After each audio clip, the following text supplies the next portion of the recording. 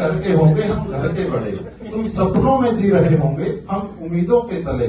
आओ बताता हूँ कैसे गुजरे दिल्ली में अपने ये सारे महीने।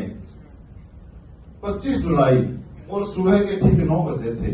कंधे पर बैग लटकाकर हम अपने घर से निकले थे। इधर उधर पता करते करते पहुंचे पिलर नंबर 81 तक। फिर ठीक लेफ्ट साइड देखा तो सब लाइन लगाकर खड़े थे, चेहरे पर मास्क, और इतनी गर्मी में भी न्यूज़पेपर पढ़ा जा रहा था। हर कोई हमें पराया सा नजर आ रहा था, मानो कोई इंडिया के बाहर से आया हो, क्योंकि हर किसी के अंदर सिर्फ अपनेपन का भाव नजर आ रहा था। घर वालों ने समझाकर भेजा था दिल्ली के बारे में, कुछ अपनों से रूट कर कुछ को प्यार से समझाकर आए थे दिल्ली में। दिल्ली ठीक से पहुंचे नहीं थे पर रिश्तेदारों के कॉल आने लगे, क्यों जा रहे हो दिल्ली, क्यों बढ़ा रहे हो घर वालों का बोझ। जिनका होना होता है घर से भी हो जाता है, पर तुम्हें तो लेनी है दिल्ली जाकर मौज। फिर हमने भी एक लाइन में जवाब दे दिया, तुम्हारे वालों से तो अच्छे हैं जो तोड़ रहे हैं घर में खाक। इतना सुनते ही कर दिया झट से कॉल कट और हम पहुंच चुके थे दिल्ली तक। दिल्ली आते ही गर्मी के माहौल में रूम ढूंढने लगे। नया व्यक्ति देखकर भी ब्रोकर भी एकदम से वसूली करने लगे। कर दिया हमने भी एग्रीमेंट पर साइन उस समय। फिर उसी रूम में जैसे तैसे करके हम रहने लगे। आए थे पहली बार घर से निकलकर बाहर, लग रहा था हर कोई हमारे ऊपर कर रहा है अत्याचार। उठ रहे थे मन में हर रोज ये सवाल, कैसे रह पाएंगे यहाँ घर व परिवार। धीरे धीरे कुछ लोगों के संपर्क में आने लगे, लोगों को थोड़ा थोड़ा जानने लगे। जाने तो पता लगा कि वो भी इन समस्याओं से परेशान है। उनके माँ बाप के ऊपर भी कर्ज का बोझ सवार है। बना लिया टाइम टेबल व कर लिया खुद को एक छोटे से कमरे में कैद। लगा ली कमरे में किताबों की छोटी सी रैक। रूट गए सारे अपने, जिनकी शादी बर्थडे पार्टी में नहीं जा पाए। आ जाते थे घर वालों के कॉल ताकि उनका बच्चा ठीक से रह पाए। कहते थे घर में सब ठीक है, चिंता मत करना, किसी भी चीज की जरूरत हो तो बताने से मत डरना।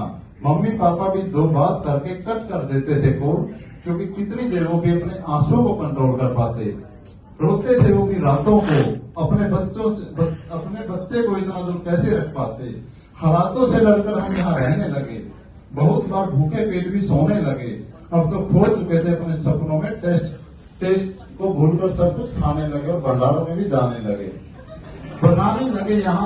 बनाने लगे कुछ दोस्त यहाँ पर, टीचर से भी मेलजोल बढ़ने लगा। थोड़ा थोड़ा अपनेपन का भाव अब जाकर महसूस होने लगा।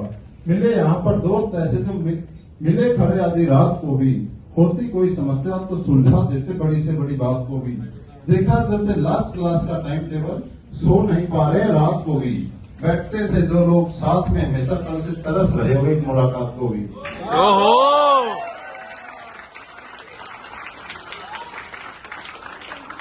लिखने बैठा जब तो पेन हाथ से छूटा ही नहीं।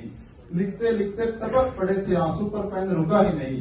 कैसे एकदम से सब छोड़कर चले जाएं, टीचर और इन दोस्तों के बिना हमारा यहाँ कोई और था ही नहीं। समझ नहीं आ रहा कोर्स कंप्लीट होने की खुशी मनाई जाए या फिर यहाँ से जाने का गम, क्योंकि इस एग्जाम के दौर में भी तन्हाई का शिकार है हम। इस परी के दौर में भी तन्हाई खा रही है। वो क्लास की सारी घटना एक साथ रुला रही है। चलो कुछ एक्स्ट्रा क्लास की अर्जी और डालते हैं सबसे, क्योंकि वो 2 क्लास के बीच की चाय भी बड़ी याद आ रही है। लास्ट लाइन, करने बैठे जब दिल्ली से वापस जाने की तैयारी, बस इतना सोचते ही आंखें भर आई हमारी। करता हूँ पूरी क्लास और पूरे बाजीराम परिवार का दिल से धन्यवाद। पढ़ो मन लगाकर अच्छे से, फिर से मिलेंगे जीवात्मा में।